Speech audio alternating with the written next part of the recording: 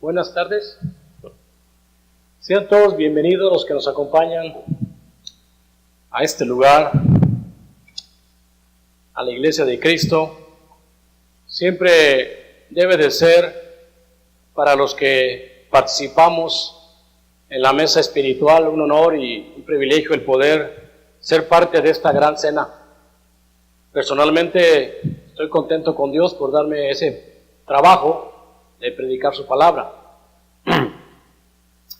Pero yo sé que hay veces que nosotros, como seres humanos, sabiendo que tenemos esa responsabilidad de ponernos a predicar, como ya dije, es un honor, un privilegio el que el Espíritu nos utilice para predicar su palabra, pues muchas veces no lo hacemos. Y especialmente en estos tiempos donde hay tanta diversidad de actividades, pues parece que la predicación viene siendo como una especie de segunda cosa por hacer. Yo estoy seguro que en el primer siglo, una de las primeras cosas que hacían los cristianos era predicar la palabra de Dios. Era como dice el apóstol Pablo, que os llamarán locos, y que la palabra de la cruz decía que era locura para los que se pierden, pero para nosotros, dice, es salvación, la predicación. Y es que esto en 1 Corintios 1:18, como quiera que sea, sabemos que al predicar la palabra, nosotros mismos nos probamos, nosotros mismos, pues estás hablando de Cristo, se supone que debe de tratar de imitar ¿a quién? A Cristo. Por eso muchos hombres no quieren predicar de Cristo, quieren seguir escondidos en el pecado, en las tinieblas, porque no quieren que vaya a Jesucristo a descubrir su vergüenza. Pero Jesús lo dijo claramente, el hombre malo no viene a la luz porque sus obras son malas. Pero aquí nosotros tratamos de predicar la palabra, pero tenemos esa misión todos de dedicarnos a predicar, pero como dije, a veces se nos ponen otras cosas enfrente y dejamos la predicación como para segundo trabajo. Pero todos sabemos, hermanos, que estamos hoy aquí en la presencia de Dios, en el juicio de Dios. Hoy nosotros estamos siendo juzgados. Nosotros. Acuérdense que el juicio de Dios empezó ¿cuándo? En el día de Pentecostés. Aproximadamente el año 33. 3,000 judíos que habían crucificado a Cristo. 3,000 personas que habían pues prácticamente entregado a Cristo a los romanos, cuando oyeron el primer sermón de Pedro, aquel sermón que fue un sermón pues muy fuerte, porque los conmovió, los estremeció lo que Pedro les dijo en Hechos 2, de 14 en adelante. Pero terminando su sermón, los acusó de que ellos habían crucificado al Hijo de Dios, que ellos eran culpables de este gran pecado. 3,000 judíos reconocieron su falta y le preguntaron a Pedro y a los demás apóstoles, varones hermanos, ¿qué haremos? ¿Verdad? Y Pedro les dijo, arrepiéntanse, bautícense, laven sus pecados, invocando su nombre, y van a recibir ¿qué? El don del Espíritu Santo. Esas 3,000 almas dejaron su estado de condenación para entrar al reino espiritual de Cristo y ser juzgados. Desde ese momento Dios empezó su juicio con esta creación. Dios va a juzgar a la gente por medio de su fe, por medio de Cristo. Esos 3,000 judíos empezaron a ser probados. Y el apóstol Pedro claramente explicó que todo aquel que Dios ha llamado Dios va a probar su fe en 1 de Pedro, capítulo 1, versículos del 7 al 9. En 1 de Pedro, capítulo 1, versículos del 7 al 9, dice así: para que sometida a prueba vuestra fe, mucho más preciosa que el oro, el cual, aunque perecedero, se prueba con fuego, sea hallada en alabanza, gloria, honra, cuando sea manifestado Jesucristo, a quien amáis sin haberle visto, en quien creyendo, aunque ahora no lo veis, os alegráis con gozo inefable y glorioso, obteniendo el fin de vuestra fe, que es la salvación de vuestras almas. Repito, obteniendo el fin de vuestra fe, que es la salvación de vuestras almas. Hemos explicado que Dios va a probar su fe de cada persona. Esos 3,000 personas que se bautizaron, Dios los empezó a juzgar. ¿Y qué es lo que iban a obtener por esa fe, que es mucho más preciosa que el oro? Porque el oro se prueba y la fe también se va a probar. Dice la Biblia, la salvación de vuestras almas. Porque precisamente hemos estado platicando esta semana sobre el tema de la resurrección. El tema de qué pasará después de mi muerte. Porque todos sabemos que nos vamos a morir. Todos sabemos. Pero la pregunta que se debe hacer el hombre es, ¿volveré a vivir? Esa es la pregunta que te tienes que hacer, porque morir lo vamos a hacer, pero ¿volveré a vivir? Aquí está diciendo el Espíritu Santo en Pedro que la fe en Cristo Jesús podrá salvar vuestras almas. Porque después de la muerte ya no hay vida sin Cristo. Se acabó. No más vida. Solamente por medio de Jesucristo, que trajo la vida, el Evangelio y la resurrección, el hombre podrá vivir. Así que mi juicio mío empezó cuando yo me bauticé. Cuando yo me bauticé, entonces Dios me está juzgando todos los días. Aquí estoy enfrente de Él para que Él me juzgue. Nadie más me puede juzgar. Solamente Él con su palabra me juzga. A todos nos juzga con la palabra. Y después de nuestro bautizo, el Señor está juzgando a su pueblo. Y dice la Escritura que es necesario que todos compadezcamos ante el tribunal de Cristo. Todos. Por lo que hayamos hecho durante el tiempo que estuvimos en el cuerpo. Segunda de Corintios capítulo 5, versículo 10. También para entender bien este juicio. Pero como dije, este juicio ya empezó. Segunda de Corintios capítulo 5, versículo 10. Dice así. Porque es necesario que todos nosotros compadezcamos ante el tribunal de Cristo, para que cada uno reciba según lo que haya hecho mientras estaba en el cuerpo, sea bueno o sea ¿qué? Malo. Eso significa mientras estuvimos en la iglesia. Dios está juzgando a la iglesia. Él no juzga al mundo. Él no juzga a la gente que no lo sigue. Jesucristo no juzga al hombre carnal. El hombre carnal ya está juzgado y está condenado porque él vive en el pecado y la práctica del pecado es muerte, o el regalo del pecado es la muerte. Pero tú que dices que tienes fe, viniste aquí para que Dios te juzgue, y entonces Dios te está juzgando y vas a compadecer ante Él, ante Cristo. Él sabe. Él fue hombre también, supo de las debilidades, supo de los deseos de la carne, supo de las enemistades, supo de las traiciones, supo del dolor por seguir a Cristo, por hacer la voluntad de Dios. Él supo todo como hombre humano. Y por eso dice que Él sabe qué tanto estás padeciendo por causa de Él. Él sabe si tú no estás poniendo nada de tu parte para agradar a Cristo. No estás sufriendo absolutamente nada por causa de Cristo, pero Él te está juzgando, yo no. La palabra de Dios nos está juzgando, a mí también me está juzgando, a mí también me está diciendo dónde estoy mal. Por eso cada vez que tomamos la cena, pues estamos pensando, ay Señor, ayúdame, yo sé que no me falta aquí, no estoy predicando el Evangelio, no estoy haciendo nada, enséñame un poquito más, dame un poquito más de entendimiento. Pero como dije, hoy estamos ante el gran juez y Él sabe todo, por qué y dónde y por qué lo haces. Por eso le doy gracias a Dios por esta oportunidad de estar hoy aquí. Pero también hay una cosa, esta semana también le doy gracias a Dios por un año de vida que me dio más.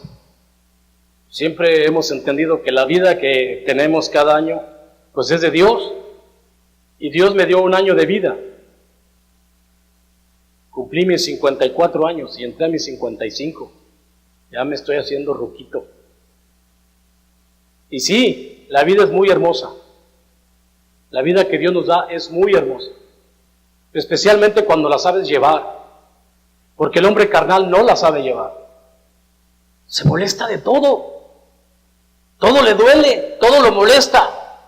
Y lo que hace el hombre carnal cuando le molesta todo, va y se ingiere 2, 3 caguamas o alcohol o droga, dice que para relajarse. No sabe vivir, no sabe vivir. Yo me acuerdo cuando iba a una fiesta, me invitaba a una fiesta, yo tenía que llegar ya con 5 o 6 cervezas para llegar en ambiente. Si llegaba así sobrio, la fiesta se me hacía aburrida.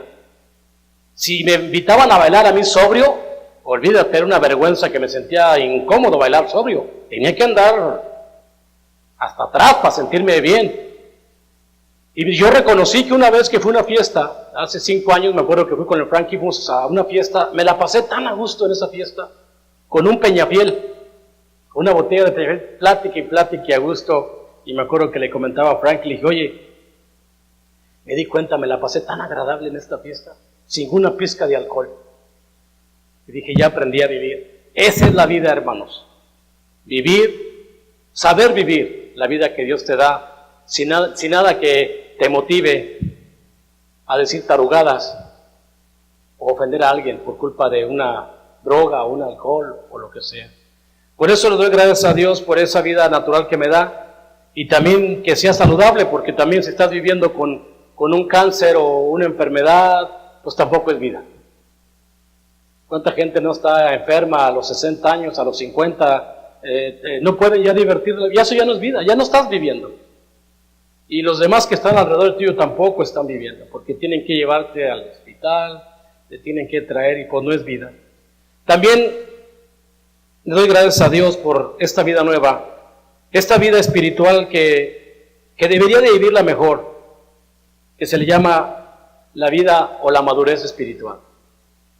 Todos sabemos que Dios nos dio ese espíritu para poder vivir. El espíritu que Dios nos dio es para desarrollarlo, para crecer en el espíritu. ¿Sí? Eso es muy importante, que todos sepamos y reconozcamos que si hemos obedecido el verdadero y completo evangelio, pues Dios nos dio ¿qué? Nos dio su espíritu para que se desarrolle el espíritu. Y no somos como otros, que esta semana me toqué con una persona que decía que él había sido lleno del Espíritu Santo y que su pastor también estaba lleno del Espíritu Santo y que su hermano también daba testimonio del Espíritu Santo y que él era lleno del Espíritu Santo. Entonces yo le paré la plática y le dije, a ver, perdón, ¿tú eres lleno del Espíritu Santo? Sí, soy lleno del Espíritu Santo. Y le digo yo, ¿cuáles son los frutos del Espíritu Santo? No me la van a creer. Yo sí. O sea, ¿cómo es posible que tú vengas a decirme a mí que estás lleno del Espíritu Santo y no sabes cuáles son los frutos del Espíritu Santo? Pues no, yo no lo sé. Nomás para que veas que esta gente tan ignorante, tan religiosa, tan devota a sus líderes religiosos, porque prácticamente los hacen millonarios a los líderes estos. No, hombre, hasta aviones tienen, carrazos de lujo, y no saben ni qué es el fruto del Espíritu Santo. Y todos nosotros sabemos que el Espíritu Santo, su primer fruto es el amor. Es la paz, mansedumbre, templanza, y contra tales cosas, dice Pablo, no hay ley. Y por eso nosotros debemos de saber que ese Espíritu que Dios nos dio es para vivir y ser guiado por ese Espíritu. Lo dice Romanos capítulo 8, versículo 14. Todos sabemos ese versículo. Romanos 8, 14 dice así. Romanos 8, 14 dice, porque todos los que son guiados por el Espíritu de Dios, esos son los hijos de Dios. ¿De quién creen que me puedo burlar? ¿De Dios?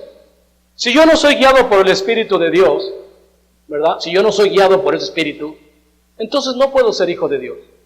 Ser hijo de Dios por creación natural, como lo son mis perros. Y si los perros tienen, no, aquí no hay pulgas, aquí hay guinas. Y si los perros tienen guinas, pues también son hijas de Dios por creación natural. Pero no todos somos hijos de Dios por creación espiritual. Por eso dice que los que son guiados por el Espíritu, esos son ¿qué? Los hijos de Dios. Así que nosotros, Dios nos dio ese Espíritu, ¿para qué? Para hacerlo crecer, para hacerlo florecer.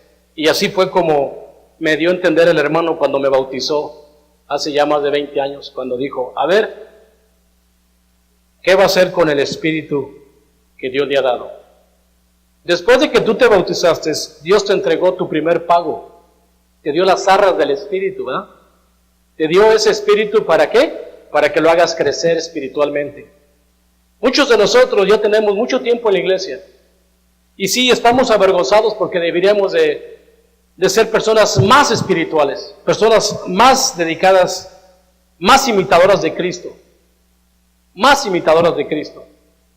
semejantes a Cristo, pero a veces, como digo, se nos atraviesan muchas cosas en este mundo y por una o por otra no maduramos.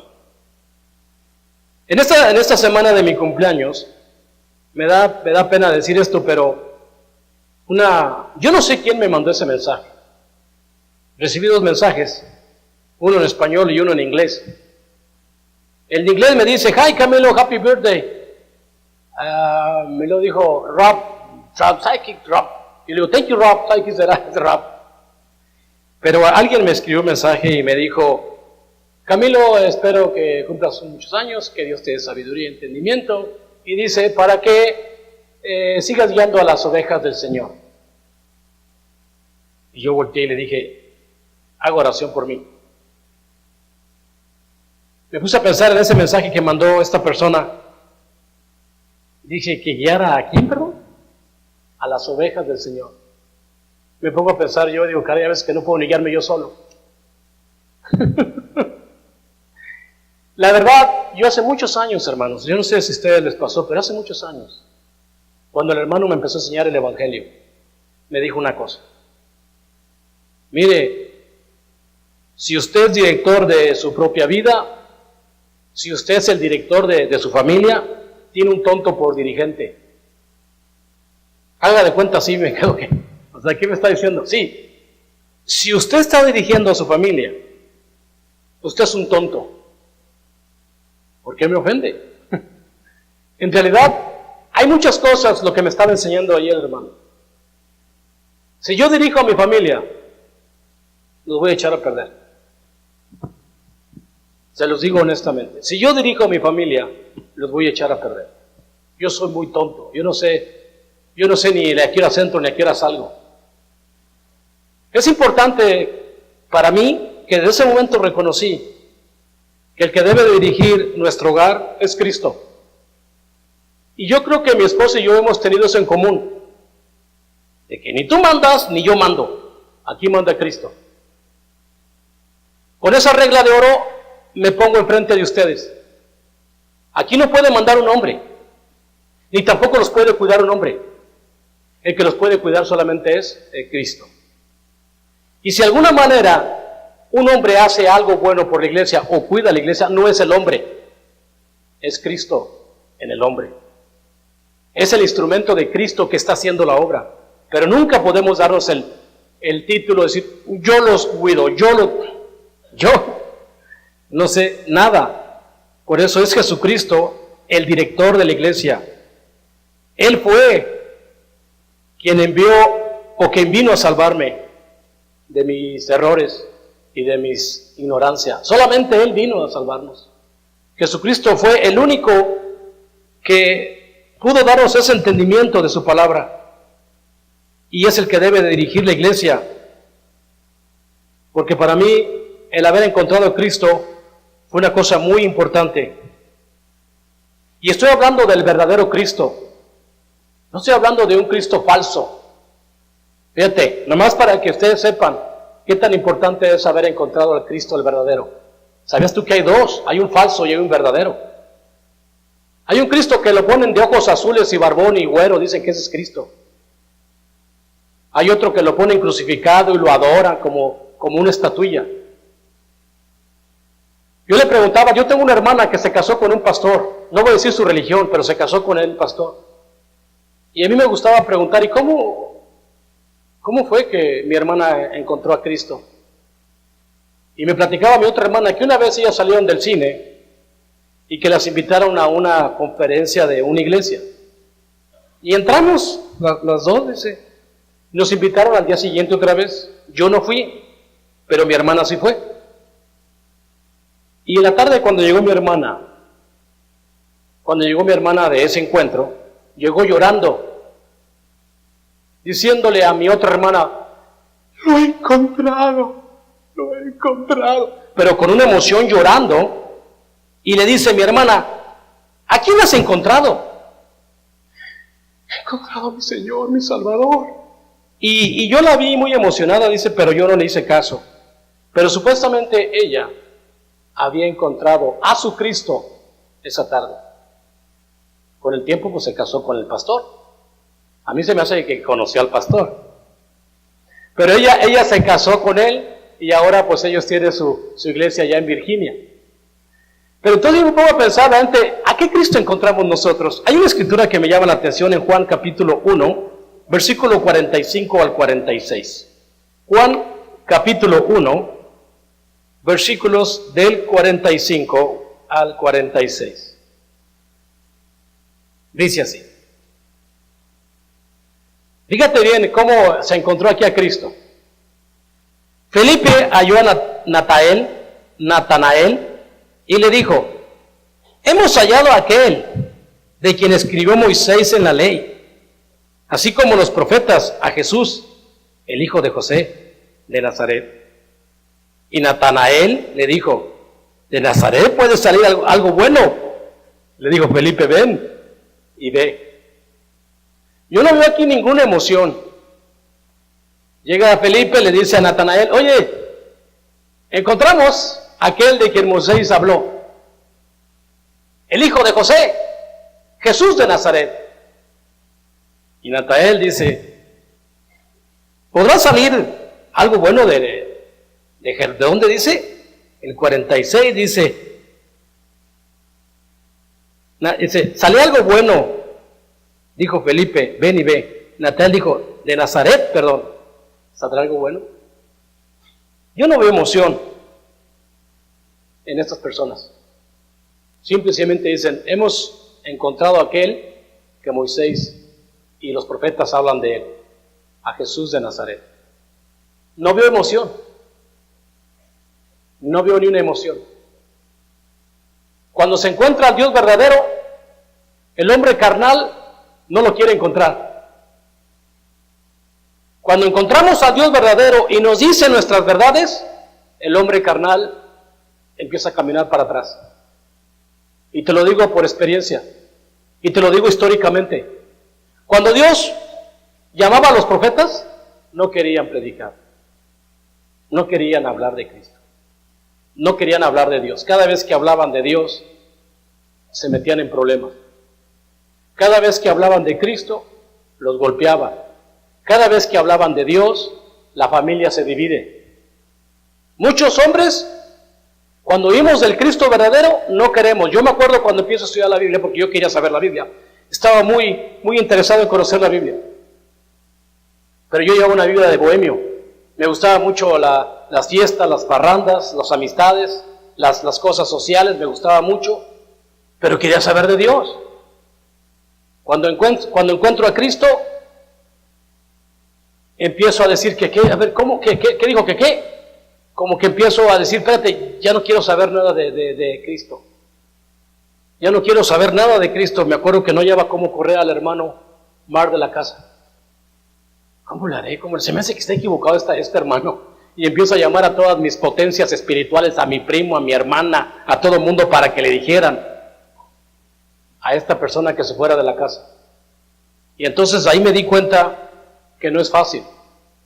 De hecho, después de haber entendido la palabra de Dios, me aventé otros 6 meses más rehuyendo a obedecer a Dios. No lo quería obedecer, porque mi carne me decía, oye, ¿sabes a dónde estás metiendo? En cuanto obedezcas esto, bye amistades, bye mundo, bye vida social, bye discotecas, bye alcohol, bye todo eso. ¿Sabes a dónde te estás metiendo? Y mi carne se rebelaba contra mi Cristo. Mi carne no quería servir a Cristo. Pero ¿qué va a ser un hombre de fe? ¿Qué va a ser un hombre de fe? Porque ahí Dios me empezó a probar mi fe. Pues no que me andabas buscando, no que decías que creías mucho en mí. Él fue el único que me dio respuestas a mis preguntas. Él fue el único que me dirigió a donde tenía que dirigir. Ni mi madre, ni mi padre, ni nadie me dio las respuestas que me dio Cristo. Nadie. De hecho, cuando yo me bautizo, le digo a mi madre, madre, me acabo de bautizar. Y mi madre me dice, qué bueno, hijo, porque eres un diablito, ojalá y cambies. Ya me conocían. Y es que cuando una madre te ama, dice, adelante, hijo, lo mejor para ti, cambia, mejor para tu vida. Jesucristo fue el único que me dio todo el entendimiento de las cosas, nadie más. Yo no puedo darle crédito a ningún hombre. Solamente Cristo me anduvo buscando desde, pero yo sé que también yo lo andaba buscando y en un punto nos encontramos, porque yo quería muchas respuestas. Vamos a leer Juan capítulo 10, versículos del 1 al 4. Juan capítulo 10, versículos del 1 al 4. Dice así, Juan 10, del 1 al 4, dice, de cierto os digo, que el que no entra por la puerta en el redil, ¿verdad? Perdón.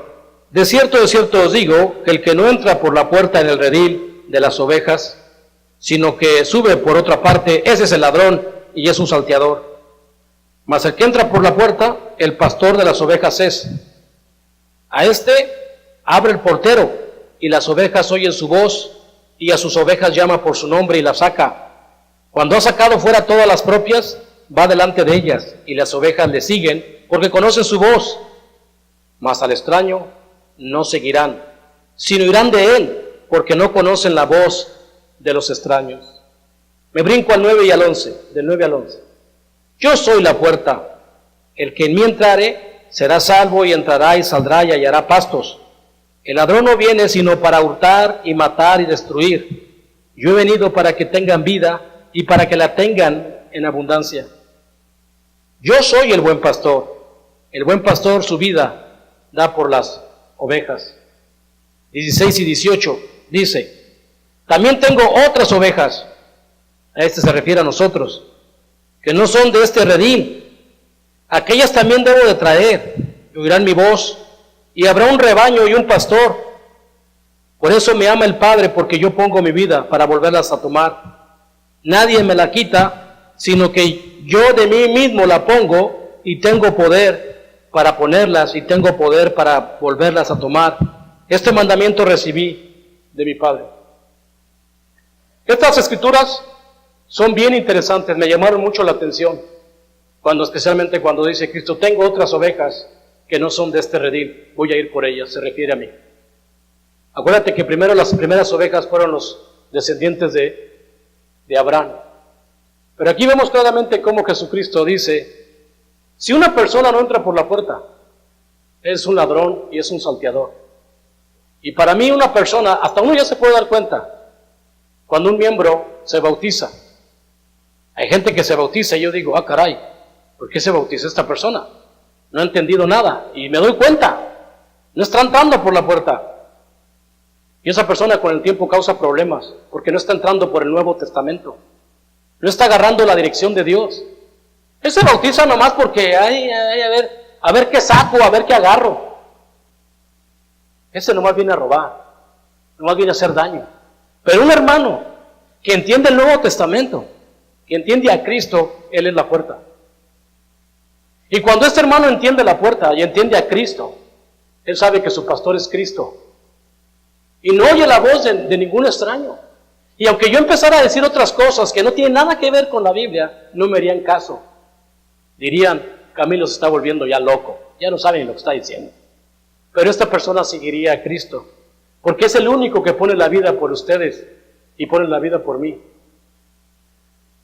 Y por eso es tan importante este sacrificio de nosotros mismos para agradar a Dios y servir a Dios. Gente enseña cosas diferentes, pero Cristo sabe quiénes son sus ovejas. Él las conoce. Él sabe a quién ha llamado. Y si Dios nos ha llamado, entonces tenemos que entender este propósito todos los días. Como dije, hay muchos que enseñan cosas tan diferentes. Por ejemplo, Mateo 15, versículos del 1 al 9. Vamos a leer Mateo 15, del 1 al 9. Fíjate lo que dice ahí.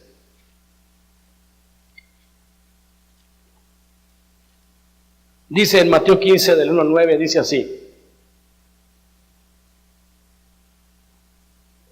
Dice, entonces se acercaron a Jesús ciertos escribas y fariseos de Jerusalén diciendo, ¿por qué tus discípulos quebrantan la tradición de los ancianos? ¿Por qué no se lavan las manos cuando comen pan? Respondió él y les dijo, ¿por qué también vosotros quebrantáis el mandamiento de Dios por vuestra tradición? Porque Dios mandó diciendo, honra a tu padre y a tu madre, y el que maldiga al padre y a la madre muera irreversiblemente. Pero vosotros decís, cualquiera que diga a su padre o a su madre, es ofrenda para Dios, todo aquello con que pudiera ayudarte, ya no de honrar al padre o a su madre, así habéis invalido el mandamiento de Dios por vuestra tradición. Hipócritas, bien profetizó de vosotros Isaías cuando dijo este pueblo, de labios me honra, mas su mente o su corazón está lejos de mí, porque en vano me honran, enseñando como doctrinas mandamientos de hombres. Vemos claramente un ejemplo tan claro que yo lo veo aquí. Vienen los fariseos, los escribas, que son de otras religiones, a ver a Jesús, al que predicamos y de quien hablamos. Vienen a verlo. ¿Por qué tus discípulos quebrantan la tradición o los mandamientos de los ancianos? ¿Por qué cambian los mandamientos de hombres? ¿Por qué cambian los mandamientos de Dios? Por el dinero. Por el dinero. Dicen, escrito está en el mandamiento que si tu hijo, y chequen el dato, hijos, le falta respeto a su padre y a su madre, dice, después de 3 testigos o 3 amonestaciones, pónganlo enfrente del pueblo y mátenlo. Así era la ley. Ningún niño, ningún joven debía faltar el respeto a sus padres. Pero llegaban los padres, mejor le damos esta ofrenda a Dios. Y los hipócritas decían, échame pues el dinero, y así ya cambiaban el mandamiento por otro mandamiento. Un mandamiento de Dios por un mandamiento de ¿qué? De hombres. Y Cristo les dice, hipócritas, un hipócrita es una persona que se cree muy religiosa, pero no sigue a Cristo. No, le dice, mira lo que dice Cristo, sí, pero no. Mira lo que dice Cristo, esta es tu autoridad, sí, pero así no me enseñaron a mí. Pero es religioso, crees en Dios, sí, pero así no me enseñaron a mí. Jesús les dice, hipócritas, este pueblo con sus labios me honra, pero su mente o su corazón está lejos de mí. Pues en vano me honran, enseñando como mandamientos de Dios doctrinas de hombres. Estoy aclarando esto porque ¿a quién estamos siguiendo, hermanos?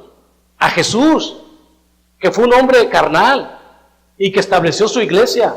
A ese es el que nosotros servimos y tratamos de imitarlo.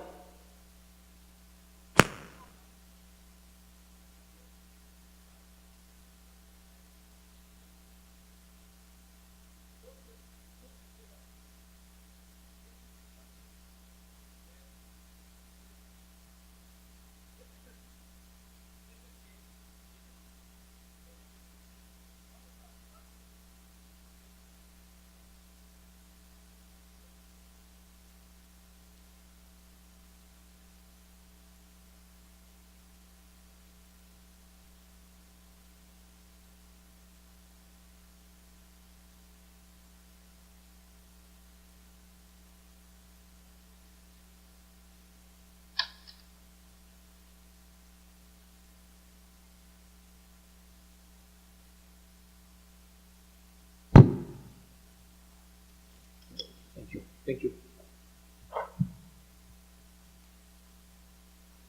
Dice la Escritura, mas Él les dijo, no os asustéis, buscáis a Jesús de Nazareno, el que fue crucificado, ha resucitado. No está aquí, mirad el lugar en donde lo pusieron. Este Jesús, dice el ángel, al que han crucificado, ha resucitado. Y es importante esa parte de la resurrección, porque prácticamente sin ella no estuviéramos aquí hoy. Sin la resurrección de Cristo no serviría de nada nuestra reunión. La resurrección de Cristo es la parte importante del Evangelio. Es la parte final del Evangelio. Cumple todos los requisitos la resurrección. Imagínate, la muerte, la sepultura, pero la resurrección es el final del Evangelio completo. Es como decir, se destruye el mundo y se vuelve a hacer otra vez nuevo. Jesús, al levantarse de los muertos, está enseñándole al mundo entero que el Evangelio es el único propósito por la cual el hombre puede volver a ser un hombre nuevo. Es la única razón. Si Dios permitió que se destruyera la carne en la cruz y la volvió a poner o a restablecer otra vez, el mundo mismo puede ser destruido otra vez y vuelve a ser otra vez hecho nuevo por el mismo Dios. En el Evangelio se cumple el propósito de la vida del hombre. Y el apóstol Pablo por eso decía que él no tenía vergüenza del Evangelio, porque ese era el poder de Dios para la salvación. En el Evangelio, hermanos, tenemos la vida, tenemos y se produce en nosotros este espíritu que nos está dando esa vida constantemente. Jesucristo fue el único hombre que resucitó. Ningún otro ha hecho esto. La otra vez platicaba yo con Pancho y me decía, y sí, cierto, me dijo, ningún hombre hizo lo que hizo Jesucristo. Los musulmanes, Mohamed, ¿qué hizo ese hombre? ¿Qué milagros hizo Mohamed para decir que era profeta? ¿Qué hizo él? ¿Levantó muertos? No. ¿Le dio de comer a 5,000 personas? Tampoco. Todo lo que dijo este hombre es que supuestamente Alá le había dado una cueva y que el que no creyera los mataba. Así empezó el Musla. Si tú no crees en lo que te predico, con espada te voy a dar. Pero este hombre no hizo nada. Jesucristo hizo muchas cosas, grandes, grandísimas, y la más grande de todas era haber resucitado. Esa es la esperanza, hermanos, de venir a la iglesia, de que algún día, la esperanza de la resurrección de Cristo, te da esperanza también a ti algún día de levantarte de entre los muertos. En 1 de Pedro, capítulo 1, versículos del 3 al 4, ahí dice claramente la esperanza por la cual nosotros debemos de vivir. 1 de Pedro, capítulo 1, versículos del 3 al 4. Dice así: Bendito el Dios y Padre de nuestro Señor Jesucristo, que según su grande misericordia nos hizo renacer para una esperanza viva por la resurrección de Jesucristo de los muertos, para una herencia incorruptible, incontaminada, inmarcesible, reservada en los cielos para vosotros, que sois guardados por el poder de Dios mediante la fe, para alcanzar la salvación que está preparada para ser manifiesta en el tiempo postrero. Por eso volvería a hacerme esta misma pregunta otra vez. Voy a morir, ¿volveré a vivir? Aquí Pedro te responde a esa pregunta si vas a vivir o no. Le damos gracias a Dios, por medio de Jesucristo nos hace nacer a una esperanza viva. El hombre carnal no tiene esperanza, ¿sí? Aunque digan lo que digan. Ay, que descanse en paz. Ay, que descanse. Toda la vida vivió en la carne, para sus deseos carnales. Caminaba con la cabeza y pensaba con los pies. Estaba al revés. Todo el tiempo vivió para sus deleites, para su gozo carnal, todo el tiempo. O estaba en una religión ahí que le decían que se iba a ir al cielo y era todo lo que tenía que hacer. Y cuando muera quiere irse al cielo. O la gente dice, descanse en paz. Pero eso es una mentira del diablo. Aquí el Espíritu Santo te está diciendo cuál es la esperanza más grande en el cristiano por la resurrección de Cristo, si es que crees en ella. Porque Jesucristo supo lo que dijo: ir por todo el mundo y predicar el Evangelio a toda criatura. El que creyera mi muerte, mi sepultura y mi resurrección y fuere bautizado, será salvo. Si el que no creyere, será condenado. Y Dios no hace excepción de personas. Esta herencia que Dios nos da ahora ya no vamos a volver a vivir en este mundo. Porque si Dios nos volviera a poner en este mundo carnal, volveríamos otra vez a echar a perder este mundo. Dice, una herencia incontaminada, inmarcesible, reservada, ¿dónde? En los cielos. ¿Sí? Ahí le va para los testigos estos, que dice que vamos a vivir aquí en la tierra, y quién sabe. Dice claramente en los cielos, ya va a ser incontaminada, ya no va a haber corrupción. Ahí no va a haber guachicoleros. Ahí se acabó todo eso. Y dice la Escritura claramente que según somos guardados por el poder de Dios. ¿Cuál es el poder de Dios? Romanos 1:16, el Evangelio. Así es que Jesucristo es el único que da vida a los muertos, como se la dio a Lázaro, y sus palabras son vida, y su espíritu también da vida y poder al creyente para vivir su vida. Ahorita me gustó que todos los cantos iban referidos a Jesucristo. Oh bondad tan infinita, es Jesucristo, y es verdad. Jesucristo es el único que te puede dar vida eterna. Lo dijo a Lázaro allí en Juan, capítulo 11, versículo 25. ¿Se acuerdan que leímos lo de Lázaro? Me gusta lo que le dice Jesús a Marta en Juan, capítulo 11, versículo 25. Le dijo Jesús: yo soy la resurrección y la vida. El que cree en mí, aunque esté muerto, vivirá. Ahí está la respuesta a nuestra pregunta, hermanos. Este es el Jesucristo, es el único y verdadero. Los demás es puro negocio. Los demás es puro business, puro negocio. Él nos da una esperanza de obtener más vida después de la resurrección. Hace rato lo oímos cuando decía: y yo a mis ovejas les doy ¿qué? Les doy vida. Yo sé que a la carne no nos gusta. El hombre carnal, que hasta quisiera estar ahorita dormido una siestecita, o se empiezan a dormir cuando empieza la palabra de Dios.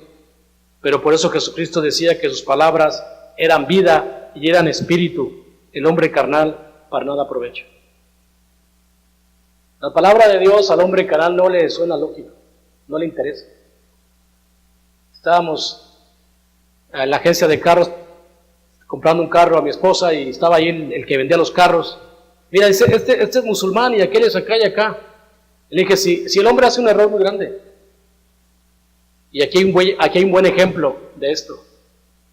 Todo el mundo andamos buscando el mejor carro, menos millas, el mejor precio, porque este carro nos va a llevar de aquí para allá, de allá para acá, nos va a traer para todos lados el carrito, y queremos un carro que tenga pocas millas. Y nos aventamos en varias agencias para buscar el mejor carro. Pero cuando se trata de la vida eterna, de salvar tu alma y ir al cielo, ahí no les importa. Ahí dicen: ay, con cualquier agencia está bien. Ah, sí, que sí, si el sacerdote me dice que voy al cielo, ya me voy al cielo. Y es donde más deberías de investigar. Es donde más deberías... ¿Cómo estoy seguro de que me voy al cielo? Quiero investigar, a ver tú qué dices, tú qué opinas, tú. Ahí es donde debes de investigar, porque para allá vas. Vas en tiempo y espacio, todos vamos a la presencia de Dios, y es donde el hombre debería de investigar, porque Jesús para eso nos puso en este mundo. Esa fue mi pregunta: ¿para qué Dios nos puso? Para que busques a Dios. Dios puso al hombre en este mundo para que busquen a Dios. Hechos 17, 26 al 30. Ahí dice claramente que de una sola sangre ha hecho todo el linaje de los hombres. ¿Para qué? Y les ha prefijado el orden de los tiempos y sus habitaciones. O sea, si Dios me puso aquí en Tucson, mi casa, todo me dio, ¿para qué? Para que busques a Dios. Ahí está el mandamiento del hombre, para que busquen a Dios, pero el hombre no busca a Dios. El hombre simple y sencillamente, el hombre carnal, busca comodidad, pero después de eso, no más vida. Hermanos, yo sé que me falta preparación, más de la palabra, más estudios, pero yo lo que les digo es, simplemente, al que hay que imitar es a Cristo, al que hay que seguir es a Cristo. Yo, ni tú, ni nadie te va a salvar. Solamente Cristo es el único que vino a dar vida. Y ¿sabes una cosa que aprendí esta semana? Cuando dice, ¿verán la gloria de Dios? Dije, ¿qué es la gloria de Dios? Siempre me hice esa pregunta yo. ¿Qué es la gloria de Dios? ¿Qué será una cosa hermosa en el cielo? La gloria de Dios, en mi pobre opinión, es vida. Cuando Jesús le dijo a los apóstoles, vengan, ustedes van a ver la gloria de Dios. ¿Qué es la gloria de Dios? Lázaro, levántate. Espérate, 4 días ya apesta. Y cuando lo vieron levantarse, todos se quedaron, ¿what? Ahí vieron la gloria de Dios. Da vida a los muertos, da vida. Dios le da vida a los muertos. Y así también el hombre que no ha tenido esa vida, Jesús le dice que para poder tener esta vida tienes que nacer de nuevo. Porque la vida carnal es pura pérdida y pura vanidad, no tiene sentido. Así es que medita en esto, porque repito otra vez, el único que da vida es Cristo. Que Dios los bendiga. Vamos a entonar un himno de invitación. Si hay una persona que sabe lo que es el Evangelio y quiere obedecer el Evangelio hoy es el día, porque quizás mañana, como dice el americano, maybe it's too late. Vamos entonces a entonar un himno de invitación.